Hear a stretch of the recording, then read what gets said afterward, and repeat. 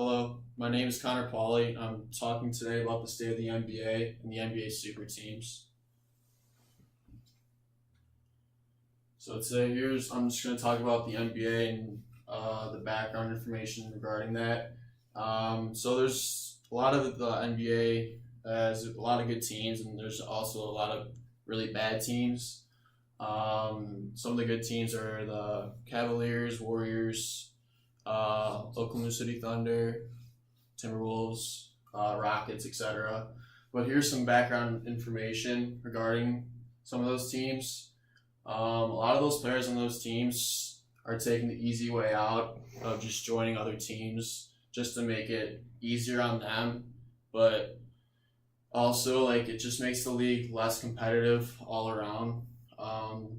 Because just imagining, watching, the Warriors versus, let's just say, Sacramento Kings game. The Sacramento Kings have 0 All-Stars on their team, and the Golden State Warriors have 4 pretty much, you could say, future Hall of Fame players type All-Stars. And also, the small market teams get even worse just because all those players get traded or signed with the better teams. So all the money goes to the good teams and bad teams just get left out. And also the people that are watching the game, no one wants to watch Sacramento Kings or Philadelphia 76ers game just because of how bad they are. But some of those teams are getting better through the draft, and that's what I'll talk about later on.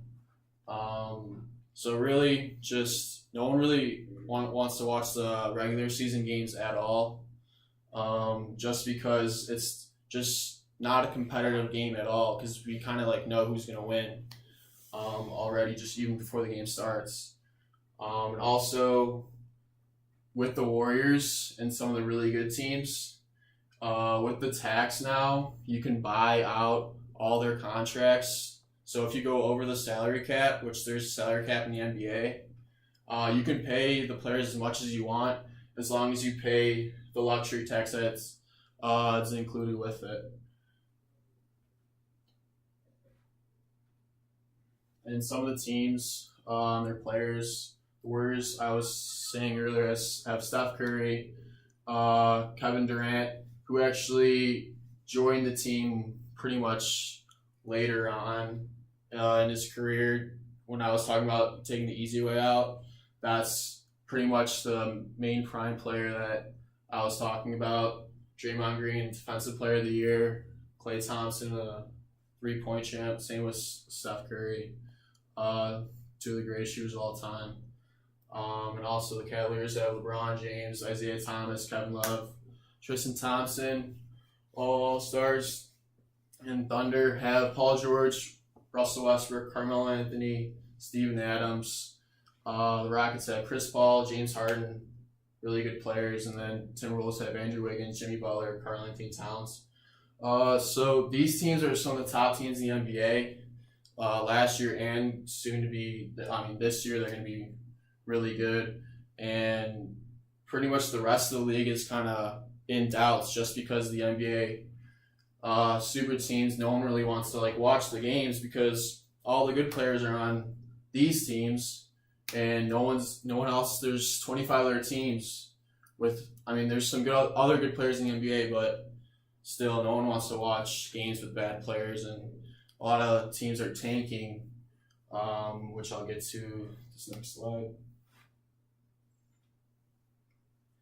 Like I was saying earlier, we already know who's going to win most of the games just because NBA is built off star power, and the best players usually win the games in the NBA.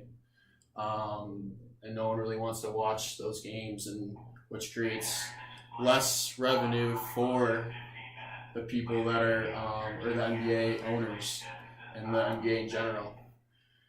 And like I was saying, the bad teams don't have a chance to win, just no shot at all, just because it's just really unfair when a rookie's going against LeBron James, who's the greatest, if not the second greatest player of all time, with teamed up with top 3 point guard in the league, and 2 top 10 forwards in the league.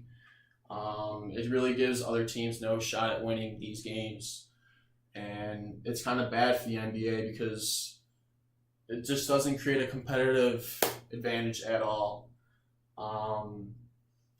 And then talking about the bad teams, these teams have to tank, which means they want to build through the draft and get like players like Ben Simmons or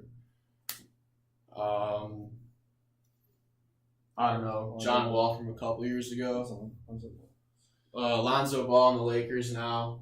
They want to get better through the draft just so they have a better chance at winning because they want to be good in like a couple of years. And if they get these top 3 talents in these draft classes, they're probably going to be pretty good later on. And also it just creates for the NBA when teams are tanking and when teams are really, really good, it just creates a bad like integrity look for the NBA, and it makes it look like it's just so rigged and just no one wants to watch it. And also it creates a huge separation between the good teams and the bad teams in the league, and huge separation in general between the fans, and no one really wants to watch it, which creates less revenue and less profit for the NBA in general. And some of here are my sources. So I pretty much just use NBA.com to get all the players and the standings and stats. And then I used a source for integrity by Sportskeeda.